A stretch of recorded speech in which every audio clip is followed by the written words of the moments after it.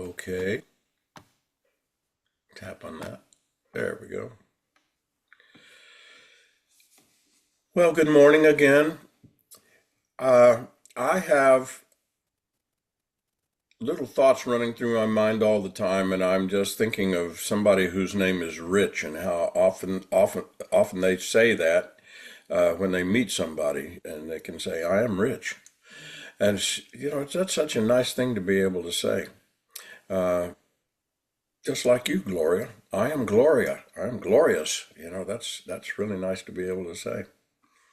And then my name, I am Terry. That means I'm late all the time. I'm always so I've wondered about that. That's not something that I want to be able to say. So uh, I like to say to people, my name is Terry Dearmore, and I'm more dear than anybody you'll ever know, or something like that. And so they'll remember my name and not say Dearborn or Gilmore. You remember when there was that serial killer named Gary Gilmore, and he was in the news all the time, and he wanted to be executed with a firing squad, and he was just in the news all the time, and people would come up to me and actually ask me, "Are you related to Gary Gilmore?" No, I'm not, and that's It's not my my middle name. name. My name is not, you know, I am Dearmore. I am more dear. So there you go. Okay, enough about that silliness and on to what we're going to discuss today. Today, I want to introduce you to a third century Greek philosopher that I didn't know about, and maybe you do, or maybe you don't. I think he's kind of one that didn't quite make the cut in what we all knew as far as Aristotle and Plato and those guys. This guy's name in the third century. This was in the Anno Domini century, which they now call the CE, the current era. Uh, he was born in 234 or something like that, and he was a student of the philosophy that was called at that time Neoplatonism. I mean, that's what we call it now, but it wasn't called that then. It wasn't called it.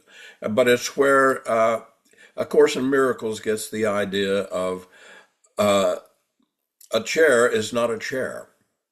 That's one of the first things you learn in A Course in Miracles. And I remember reading that and just going, "What?" and slamming the book closed. I just thought, that doesn't make any sense. But it was me. It wasn't the book. There's nothing wrong with the book. I shouldn't have punished it. I should have opened my mind a little more as I had opened the book. And later I started to learn and understand what is meant by that. Just like in Taoism, there is a phrase: "The Tao, which you call the Tao, is not the Tao."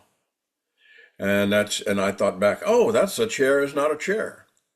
That's the idea that that which we hold on to and give a name to is really just an expression of our own consciousness. It is not what it really is. A chair that is not a chair is simply meaning that it is an emanation which is created for you by you for whatever reason that you need it for. You need a place to sit down, you sit. If you don't change the name of a rock that you're sitting on to, "This is my chair." No, it's the rock you sit on. And that's what they were trying to say. This is an emanation of your own consciousness, which allows you to sit in a comfortable fashion. But that's really too long to say to somebody, "Come on in and have a seat here in this emanation that you have created in your own consciousness for your comfort."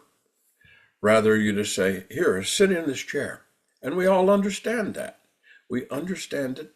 And the same thing applies to the idea that the Tao, which you call the Tao, is not the Tao. Where did that come from? That comes from this philosopher that I want to talk about here just for a little bit before we do our burning bowl exercise. Because it'll maybe have a change on the way you go about the burning bowl. And so that's what I wanted to talk about. His name is Plotinus. Plotinus. Some of you you understand Plotinus? You have heard of him before? I think Frank is nodding yes. Anybody else nodding yes to that?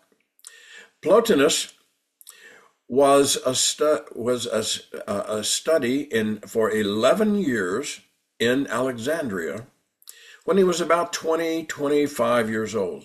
He studied for 11 years. He went to Alexandria to learn from all the different teachers that were there. And he'd go to one teacher for a while and then say, no, that isn't what I want to learn. And then he would leave and go to another teacher and say, no, you haven't got it. That's not what I'm here to learn. I understand these things and I think you're off track. Finally, he came to a guy that he did understand. And he said, this is what I'm here to learn. And this is what he came up with on his own from studying this man for about 11 months in this time. Did I say months? 11 years. He studied him for 11 years. And here's what he got from the whole idea and created his own thinking around this. There are only 3 things in the world that are important for happiness, for attaining happiness and attaining spiritual understanding. One is the understanding of the one. The first thing that we must all understand is what he called the one. The next thing that we must understand is the seeking through our intellect of the one. And thirdly is the paradise, the finally reaching that goal within the one. Now, he goes on to have that same idea about the chair is not a chair or the Tao is not the Tao. He said, for all those who would listen, oh, and by the way, he didn't write, his writing was so terrible no one could even make sense of it. He couldn't spell worth a hoot. He needed glasses and he wouldn't wear glasses. So he could barely see anything. Yes, they did have glasses back in those days. They did have a way of looking at the world and creating a better way of seeing it. Even back in the 3rd century. They were pretty clumsy looking, I'm sure, but, and they probably just one lens, crystal lens that you held up and looked through it to be able to see things, and you judged it by doing this with your hands. So it wasn't glasses like we think of, but it was what they would call an ocular. Now, and also another thing he did was he would, in his own handwriting, which was so sloppy, he would not make spaces between words and just write them all together in one big long line. And his student, who divided all this up and created what we know as the Aeneas, not Aeneas spelled with an A, but the Aeneas or the Aeneid, which is spelled with an E, E-N-N-E-A-D, Aeneid.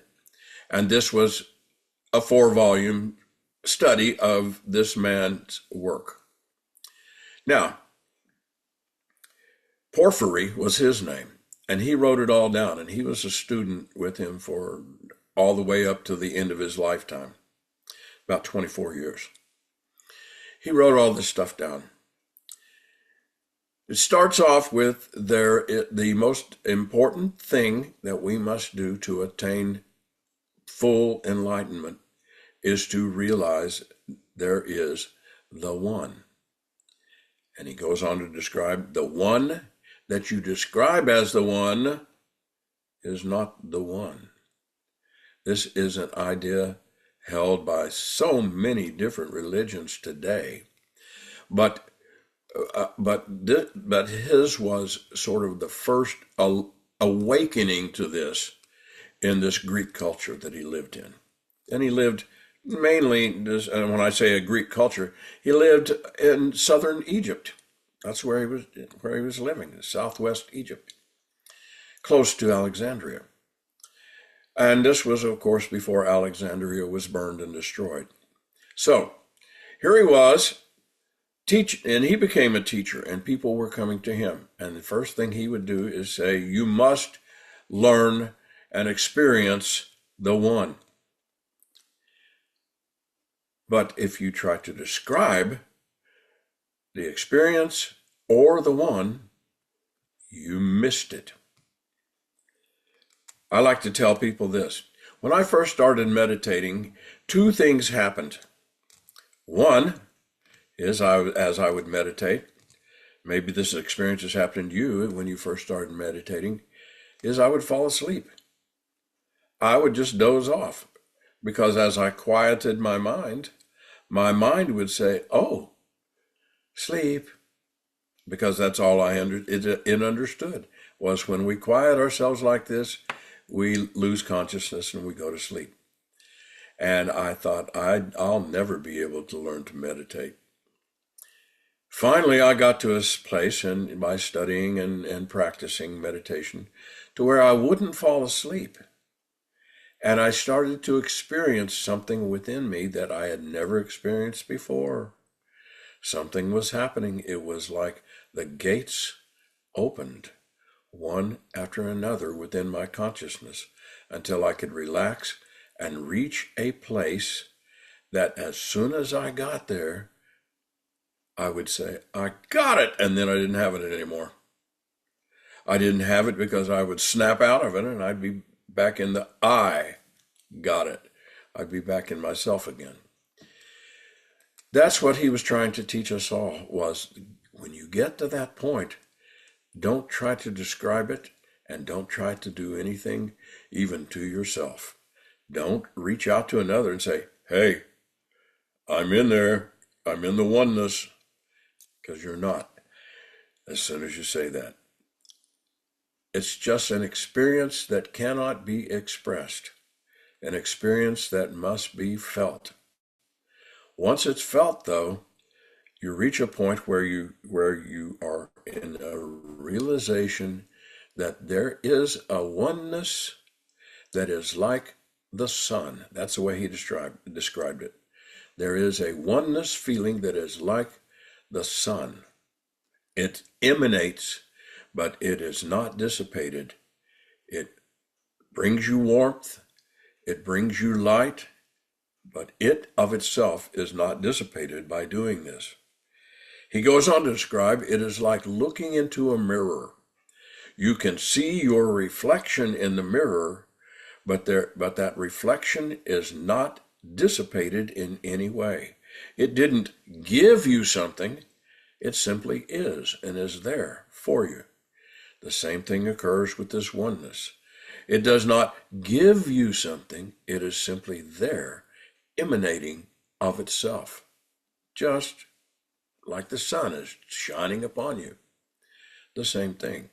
It's there, but as long as you are describing to yourself, I feel the oneness, you are still outside of the oneness, and there is a way where you can get to the place where you no longer experience a duality. You experience something beyond duality. You experience an absolute, a total being with the one. A total being where you no longer describe, I see, I feel, I am experiencing the one. No, you are the one. You are completely immersed, and there is no longer an emanation coming toward you, through you, around you.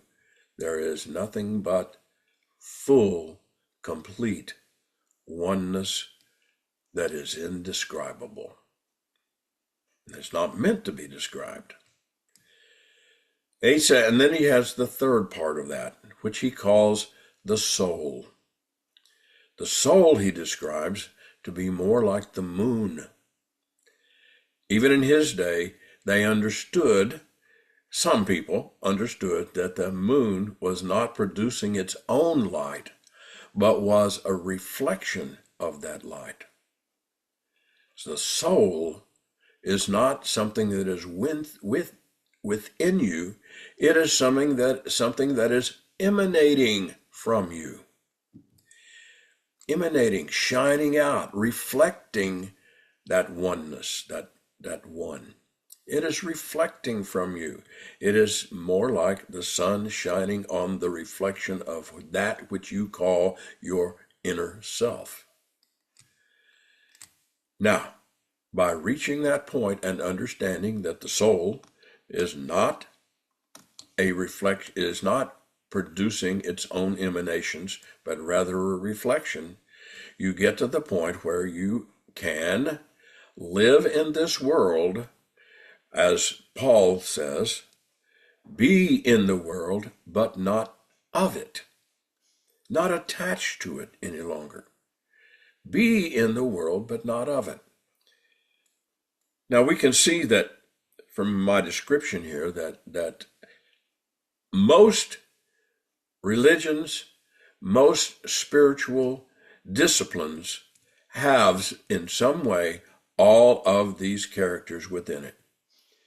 The difference being that in Christianity we still keep it separate and away from ourselves, or their selves, depending on how you are practicing your spiritual practice now. There's still a sense within Christianity that there is a Father, which would be that which emanates. There is a Son, which is there for you at any moment that you need it. And then thirdly, of course, there is what is called the Holy Spirit. The Spirit would be more like the soul. It would be the reflection that you use to contemplate the world that we live in. But getting back once again to the world we live in. The world we live in is not our place, the source of our happiness. It is not the source of our idea of a paradise. It is not the source of any of that. It is merely a reflection of that which we have created within our own consciousness. The chair is not the chair. We're back there again.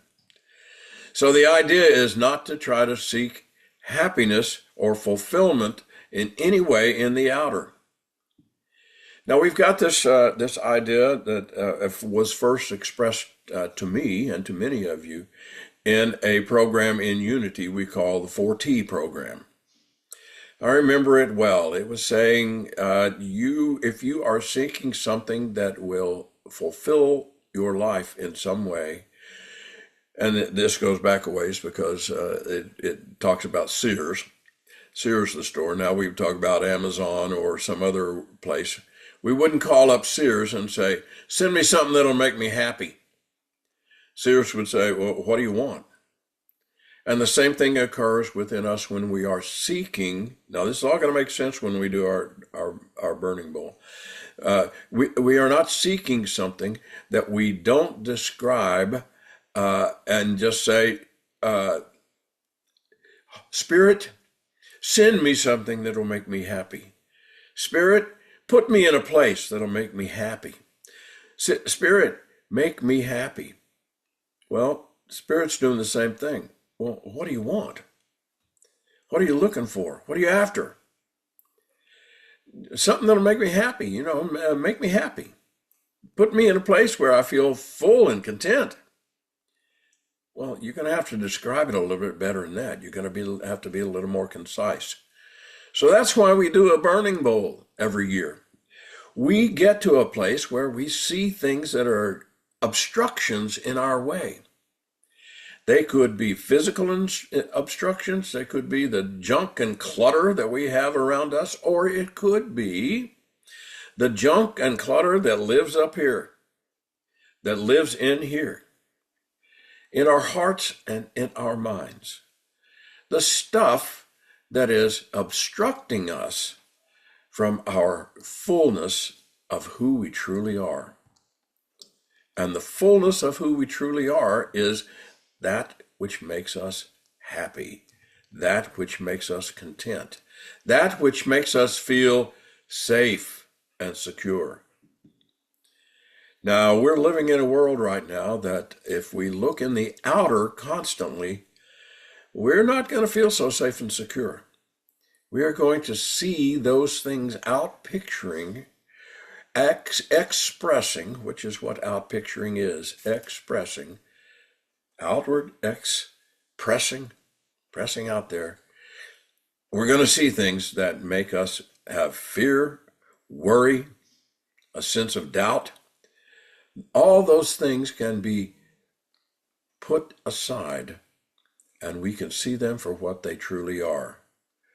They are reflections of our own consciousness, not just the consciousness of one and each one of us individualized, but also the consciousness that we have created, which Charles Fillmore and others used to call the race consciousness. The idea that all of us together are out picturing ideas, and those ideas are becoming manifest right there before us. The constant gimme, gimme, gimme, gimme that we have inside of our minds or somewhere inside of us in our subconscious is starting to express in the outer way, which is causing us all the conflict. Conflict in the outer starts with a conflict in the inner. So today, what we want to do is take another year, a new you, and we want to change ourselves so that we can express in the outer that which will make us feel content, full, and safe in the inner. This is us writing down a list so that we know those things, we can actually point to them. We can say to ourselves, I want to get rid of my consciousness of fear. I want to let it go. I want to let go of my consciousness of hoarding. We all have that within us at some place of, I'm going to save this because I'm going to need it later sometime. We have that as a physical thing, and we have it also as a mental thing. I'm going to hang on to this idea because I might need it sometime. I'm going to hang on to this idea because it's a part of how I recognize my family of origin. I'm going to hang on to this because this is the way I see myself within my sexuality, my inner idea of who I am, whether it be male or female or any other sexuality that might occur. We want to let go of all of these things so that we can, so that we can have more room within ourselves to accept those things which will make us feel better. Pardon me. A little drink here.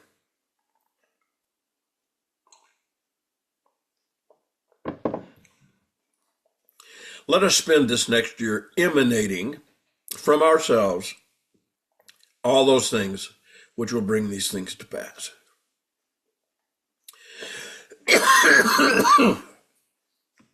So, pardon me.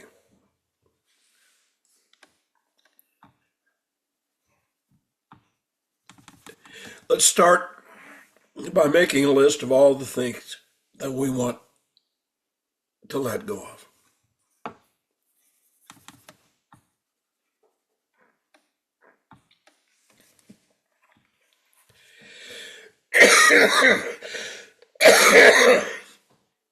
So get out a piece of paper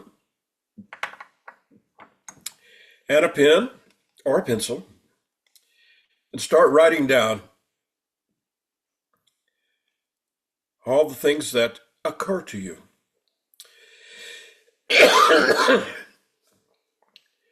And be sensitive enough within yourself that you don't let anything just slide by.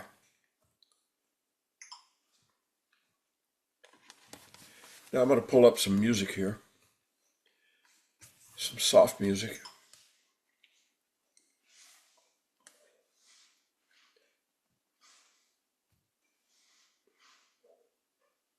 I think I am.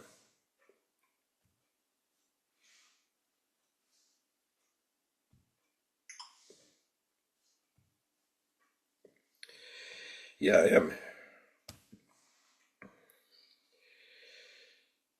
And here it comes.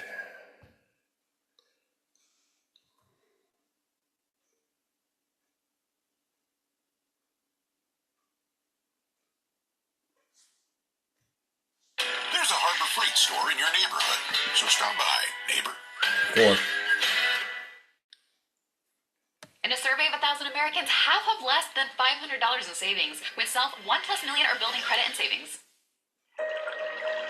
Finally.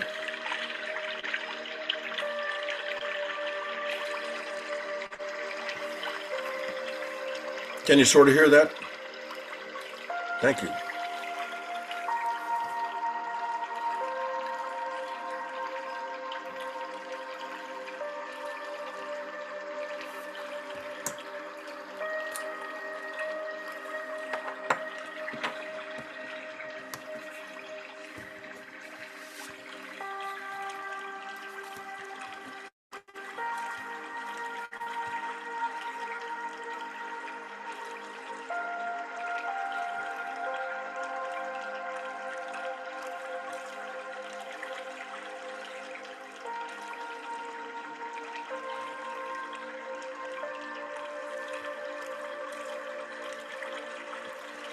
I'm starting out with all my fears.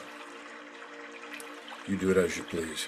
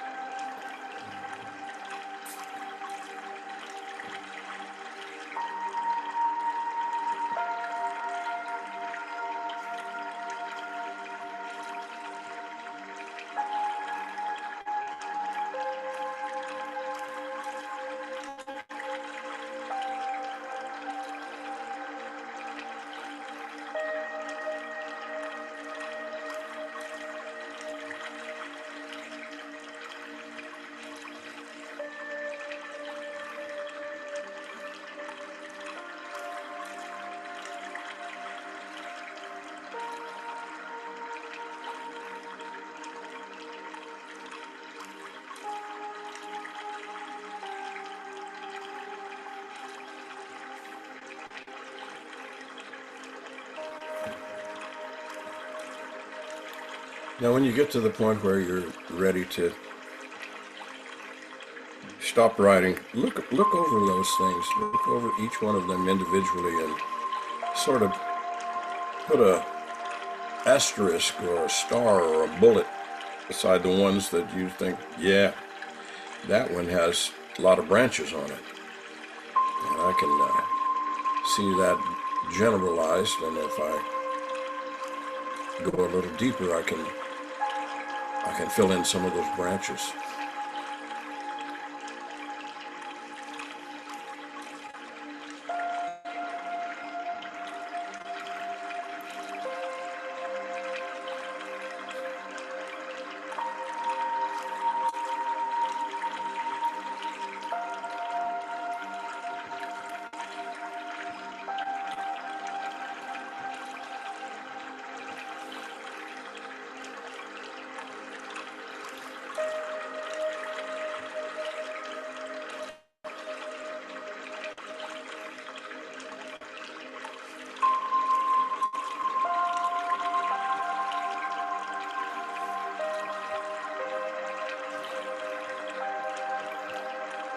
Okay.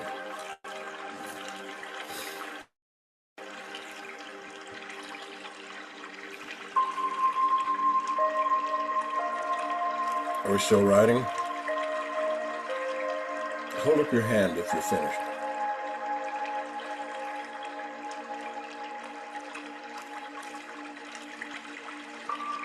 Okay? We're done.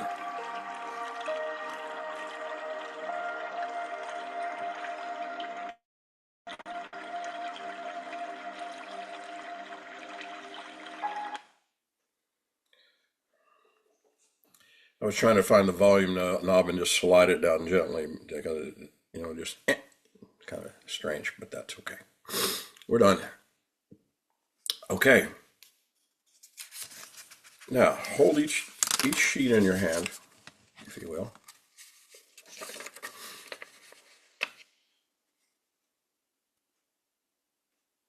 Look them over one more time.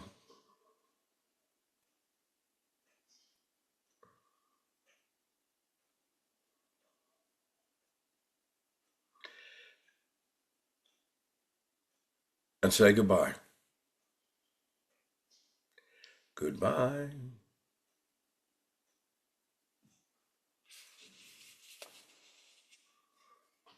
I just suddenly remembered a thing from Jackie Gleason where he was trying to teach Ed Norton how to play golf.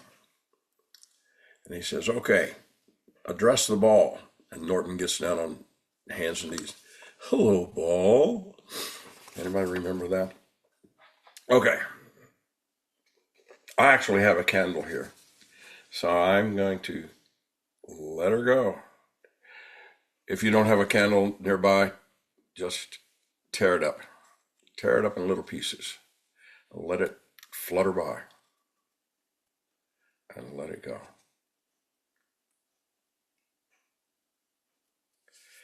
There they go.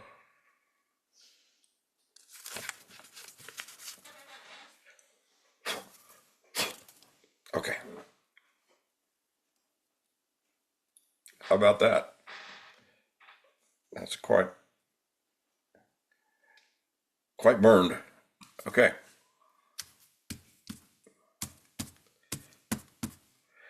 All right.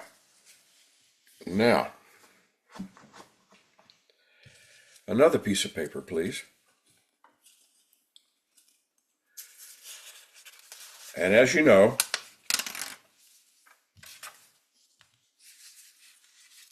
this is the part that becomes quite amazing to us.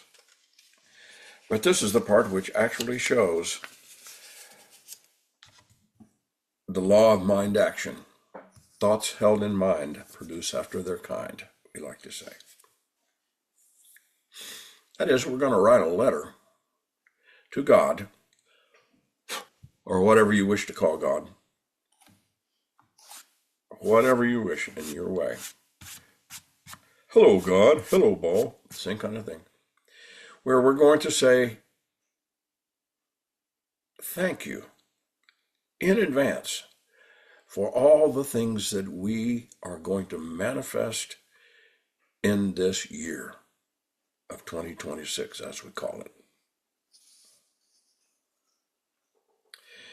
You know, it's funny, other traditions call it by a different number, but it really doesn't matter. That's just what we've all decided to be. Just like the boundaries of all the states or all the cities are just what we've decided to be.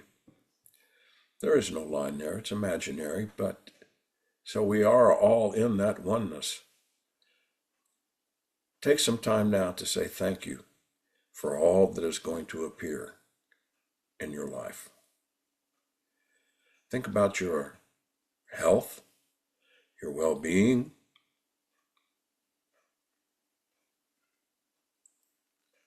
your sense of oneness, your creative abilities, all those things that you are going to say thank you that these things are starting to manifest even deeper in my life or manifest for the first time in my life, whatever it might be. Take your time to write that out as a letter.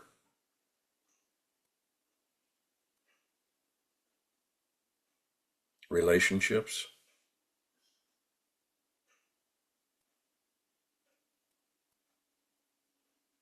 strengthening the ability to let go,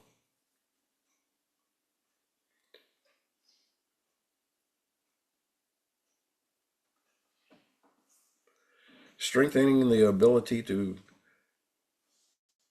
become loving and lovable so that you can draw to you in the experience those things which you think can emanate from you so that your life will become more meaningful, more complete.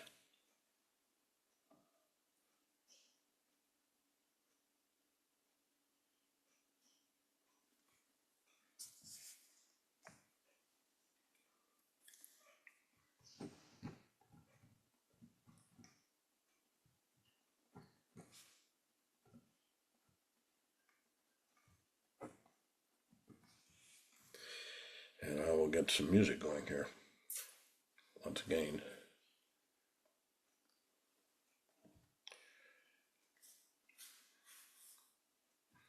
Hopefully without the commercials at the end.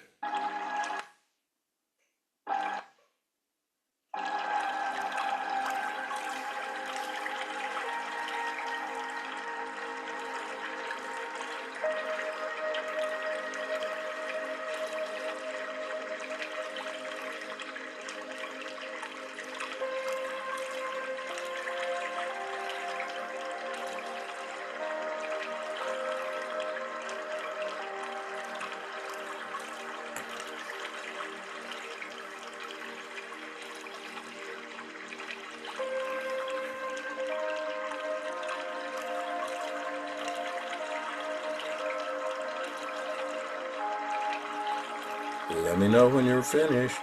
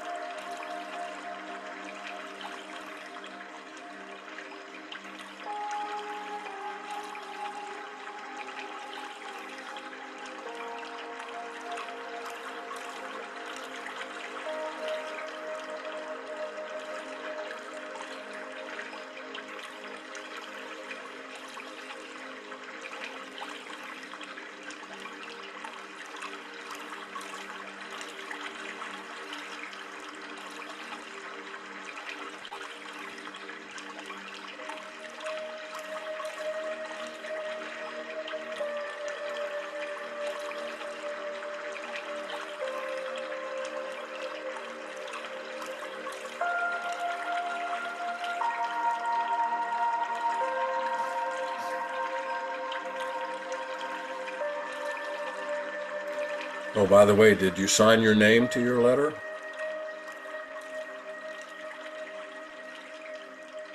Got to do that. Sears can't send you something to make you happy if you don't let them know where you live or who you are.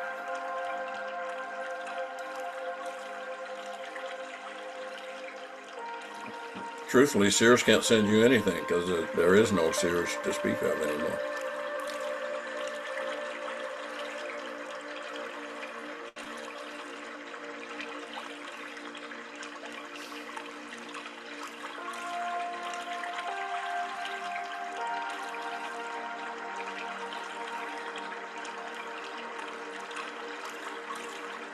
Everybody ready?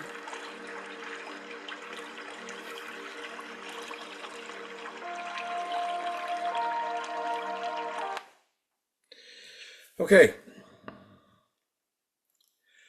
Now, does everyone have an envelope or envelope, depending on what part of the country you grew up in, I guess? Do you actually have one? Okay.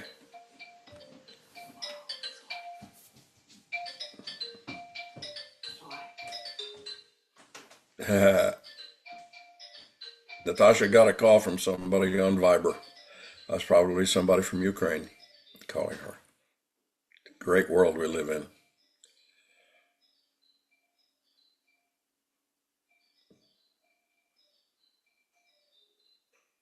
I've expanded my world greatly by meeting her and knowing her and being a part of her life and her allowing me to be a part of her life. Okay. As you know,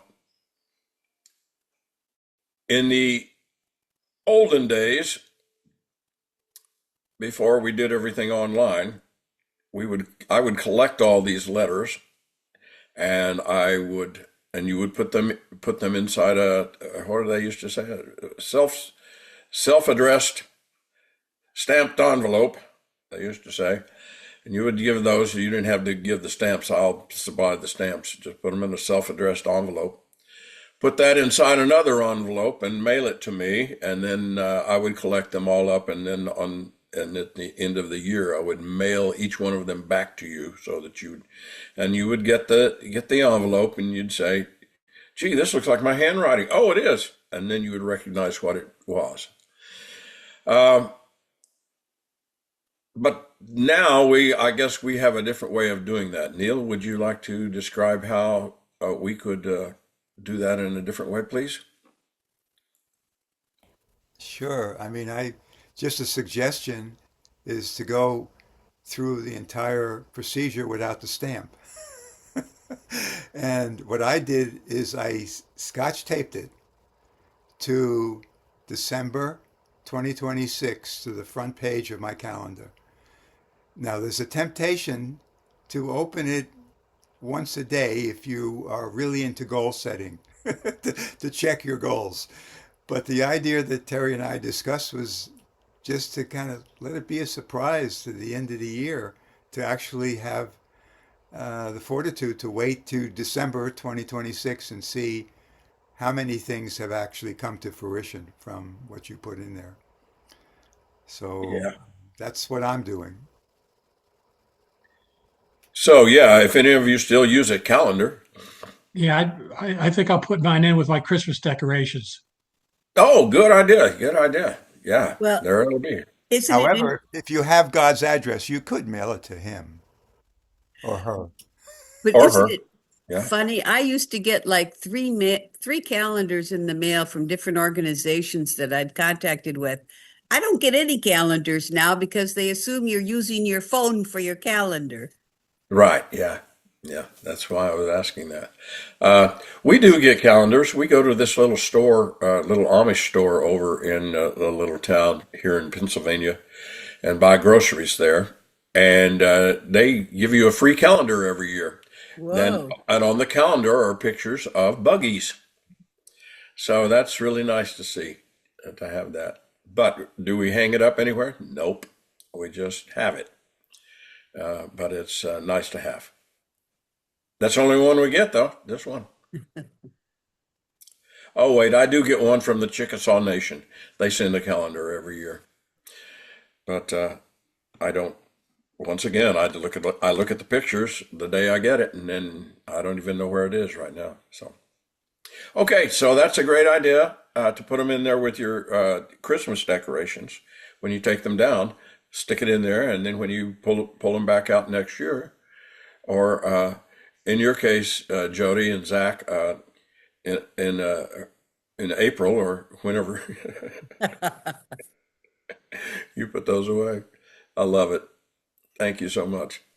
Okay, let's all keep Bob and Patty in our prayers and thoughts and in our hearts for the right and perfect place for Bob and Patty, whatever that might be. Okay. Anything else? Anybody have any statements or anything about how things went today or how I'm you just feel? going to say I loved it when we got our letters in December, and many times what I had affirmed for the next year came true. So I was very happy. Yeah, yeah, I this being that is currently sitting in this chair right now has to admit that having been only the second time this was attempted, I I didn't do a long list of stuff. I just did basically one long run-on sentence, and anything I couldn't fit in that sentence Did go. Yeah, he did his totally virtually. Thought of it, ripped it up, burned it up in his head. That way he didn't have to tell me to write it. yeah, and like I did it the first year I heard of the letter, so I'll be thinking of the letter maybe later, but I'll connect it with this next year because Right. You like that idea? yeah. The idea, the letter. Yeah. Yeah. I wanted to say, Terry, that, I knew we were going to do this. So I was thinking of things, I was doing all this, like, what is it going to be this, or this? And I had some ideas. I got more ideas during the service.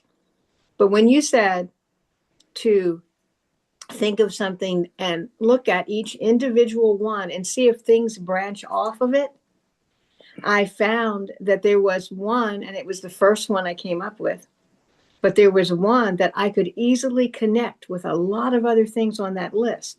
So to focus on that one thing would affect a number of things on my list. And I didn't recognize it before. I thought they were separate. And so that was very helpful. Thank you. good, good.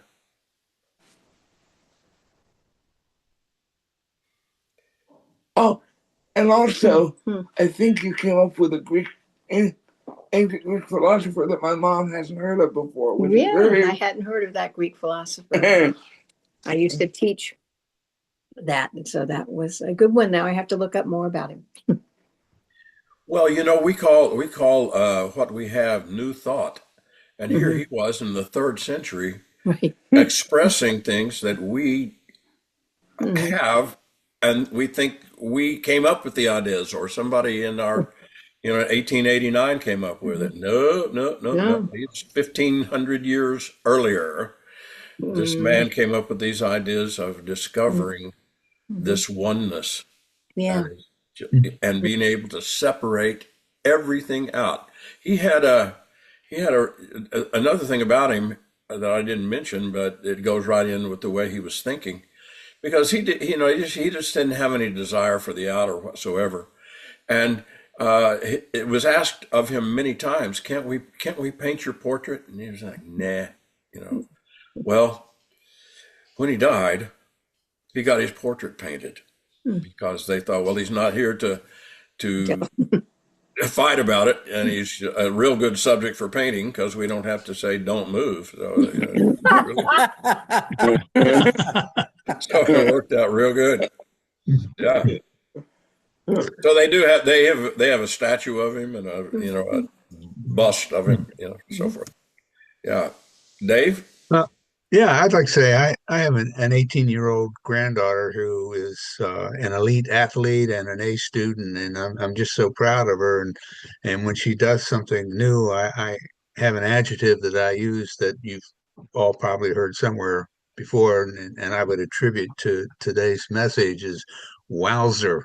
Because it really hit home in a lot of different ways, and it just kind of encouraged me to think about what's coming up in the next year, and many important things that we'll be acting on, and I'm looking forward to things unfolding just the way they need to, and it was a great reminder to not give up on meditation, because I think that you've demonstrated just how effective it can be, but it's like everything else, you gotta wanna, and you gotta keep doing it. So, Yeah. but thank you for today's message. I appreciate it. Thank you. Thank you very much, Dave. Terry, you hit it out of the park again. It was funny. Well, When you were burning your thing, I thought I've got a practical thing. I live in an apartment that is littered with smoke alarms and all kinds of stuff. So I don't dare set a fire. I have a candle lit, but right. Yeah. I Yeah. have a bowl that's perfect for it, and I'll take it outside and I will burn it outside on my patio. And Cool. but yeah, it's a ritual that I don't think I participated in last year, and I think it's a really good one. So I will try to find a calendar, so which everyone else has the same problem, um, Yeah. and attach it to it. So, thank you, thank you, thank you. Good. Well, next year we'll be having this conversation, and at the beginning of it, we'll talk about what happened in 2026, Yeah. and we can each express what came to pass for us and how we like that, and how surprising it was in many ways. Terry, I think Okay. you inspired a new way for me to write. And since I speak in run-on sentences, why not write without a space between my words? Right. And Yeah. as I look around the room here, especially as Jesse would say about me, this is AI, artificial intelligence, Neil. So, and I signed my name also. Nathaniel is my first name. I put my middle name in there, Harry and Goodman, and then AKA Neil. However, it's no longer now. Neil to me is I Neil. Like I Jerry, I Terry, I kneel, but I can't kneel anymore because of the knees. So metaphysically, I'm kneeling at night before bed and saying my Yeah. prayers, Yeah. usually in a horizontal position of kneeling. So thank Yeah. you very much. And I just want That'll to let work. everybody know we're still recording. So I am going to, unless somebody else would like to have some words that would be a message for all, I'll give you a second or two and then I'll stop the recording. Yeah, I'll take a second here. When you were talking about, not being able to describe the one, it just reminded me of, people coming back, near-death experiences, and people who have done mushrooms, and had a good experience, because they generally can't they can't they can't verbalize what what they saw. They had no words for it. Right. So, there's all kind of different things that come up with meditation and using that type of stuff. So I think the guy was right on. He I don't know if he meditated or He did. That's what he was yeah, doing. He was. yeah. I was going to say because maybe that's why his he ran run on sentences, because it's all one. Yeah. Oh, Yeah. Yeah. Yeah. Yeah. But you can imagine that you run on sentences, and you're a terrible speller, and your handwriting is almost impossible to read. And then this guy going through there and meticulously remembering what he said and using that as clues for what he had written, and just dividing it all up, and getting 4 volumes of his writing, of his ideas. Just amazing. The Aeneid. You can find it. It's in there. Yeah. different. Is it different than the Yeah. Virgil? Yeah, it's different. Yeah. So, right. It's not the Leon? same as Well, Terry, home. this is I agree with what everyone else has said here. It was a terrific talk again. And I just have a quick question, actually.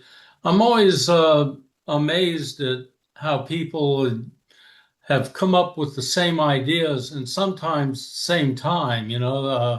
Isaac Newton and Leibniz worked on calculus for years, and then they unveiled it on the same day, Yeah, unbeknownst to each other. And right. I'm Yeah. just wondering if Plotinus here um knew about Lao Tzu or was a contemporary with him, or uh, I just don't know if what time Lao Tzu was was that in 250, 300 Common Era, or I don't do you know know? if anybody I, knows, or Mm, it's got to can mhm, Google it real fast for us. That'd be great.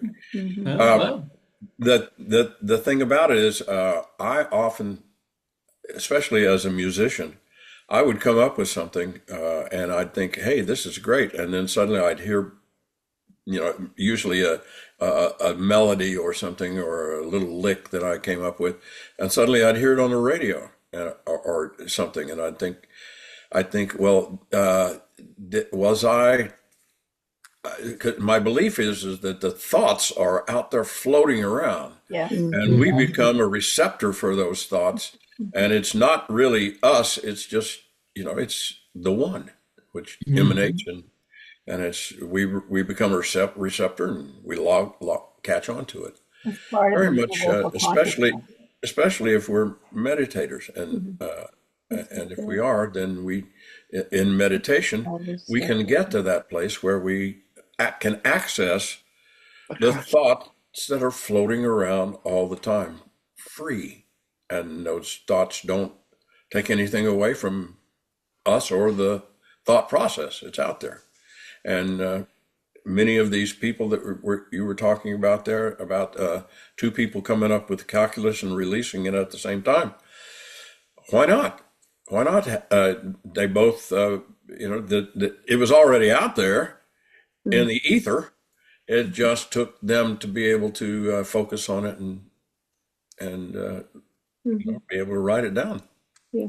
And maybe the time was right, Leon, that Yeah, Yeah. it needed to be discovered at that time, and two yeah, people did it. Yeah. yeah, yeah. To Leon's point, I don't hold that I have an original thought ever or had an original thought.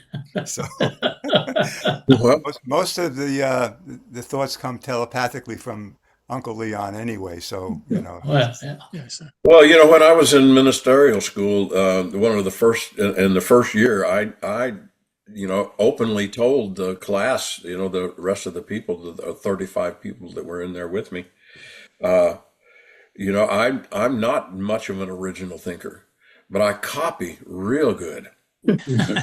So if I read something, I can use that and employ it within my life. But as far as being one who could come up with something original, I never thought of myself as being an original thinker.